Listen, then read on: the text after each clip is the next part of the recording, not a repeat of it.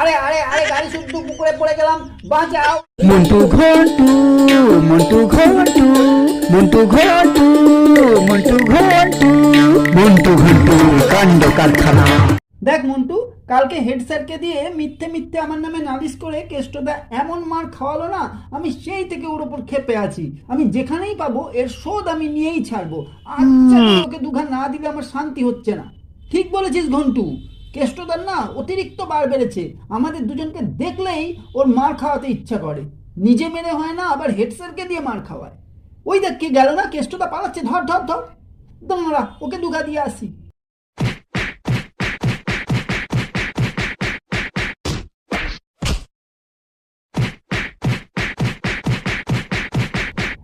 এই, কে মারামারি করছে এখানে?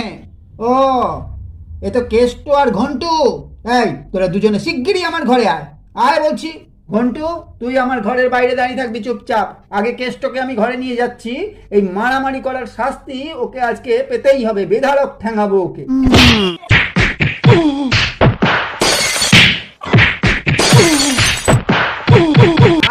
বাঁচাও, মরে গেলাম স্যার, আর মারবেন না, ছেড়ে দিন, আর করবো না স্যার, আর কখনো করবো না।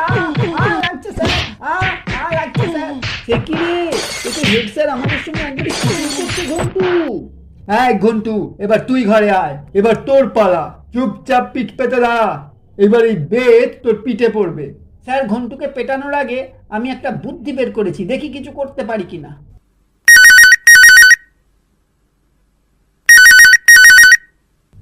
স্যার, আপনার ফোন এসছে, শিগগিরই ধরুন স্যার। দূর বাবা, এই সময় আবার কে ফোন করলো আমাকে?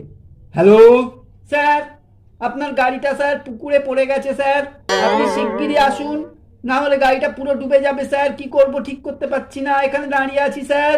আমার গাড়ি পুকুরে পড়ে গেছে? কি করে পড়লো? আমার গাড়ি তো পুকুরে পড়ার কথা নয়। কে করলো এই কাজ? স্যার, অত কিছু জানি না স্যার, আপনি যদি এক্ষুনি না আসেন আপনার গাড়ি আর পাবেন না স্যার, শিগগিরই আসুন। এই ঘন্টু, তুই এই ঘরে চুপ করে এরকম দাঁড়িয়ে থাকবি, একদম নড়বি না। আমি এসে তারপরে তোকে মারার ব্যবস্থা করছি। আরে মন্টু, তুই এখানে দাঁড়িয়ে কি হয়েছে? স্যার, ওই দেখুন আপনার গাড়ি পুকুরের জলে পড়ে গেছে, ডুবে যাচ্ছে স্যার। আরে আরে আরে, তাই তো। আরে হাঁ করে দেখছিস কি? আরো ছেলে পিলে জুটিয়ে শিগগিরই গাড়িটাকে তুলে আন, শিগগিরই তুলে আন, যা যা যা। সবাই মিলে টানো, হ্যাঁ সবাই মিলে টানো, হ্যাঁ। স্যার, গাড়ি একটুও নড়ছে না স্যার, একটু তুলতে পারছি না স্যার। আমি একটু চেষ্টা করে দেখতে পারি স্যার। কে রে ঘন্টু, তুই ঘর থেকে বেরিয়ে এসেছিস? স্যার, আমি একটু চেষ্টা করে দেখতে পারি, যদি আপনার গাড়ি তুলে আনতে পারি তাহলে আমাকে মাফ করে দেবেন, আর মারবেন না স্যার। আরে এই তো দেখছি একটা ট্রাক্টর আসছে। ঘন্টু কি করতে চাইছে বুঝতে পারছি না। আরে আরে, ঘন্টুর আচ্ছা মতলব তো ট্রাক্টর দিয়ে আমার গাড়িটাকে টেনে তুলে ফেললো। ও, এইভাবে শাস্তির হাত থেকে বুঝতে চাইলো। কেষ্ট, দেখ তো আমার গাড়িটার ভেতর ঢুকে একটু তদন্ত করে, আমার গাড়িটা পুকুরে পড়ে গেল কি করে, আর কেই বা ফেললো, এর পেছনে কার হাত আছে? হ্যাঁ, স্যার বলেছেন আমাকে এই গাড়িটা তদন্ত করে দেখতে, যে কার এর পেছনে হাত আছে। আমি গাড়ির ভেতর ঢুকে ব্যাপারটা তদন্ত করে দেখছি। আরে আরে, এই তো দারুণ সুযোগ পেয়েছি। কেষ্টদা এখন গাড়ির ভেতর ঢুকেছে, আর গাড়ির চাকার তলায় দেয়া পাথরটা ঠেলে সরিয়ে দিই। আরে আরে আরে, গাড়ি শুদ্ধ পুকুরে পড়ে গেলাম, বাঁচাও আমাকে, বাঁচাও, আমি ডুবে যাচ্ছি, বাঁচাও বাঁচাও।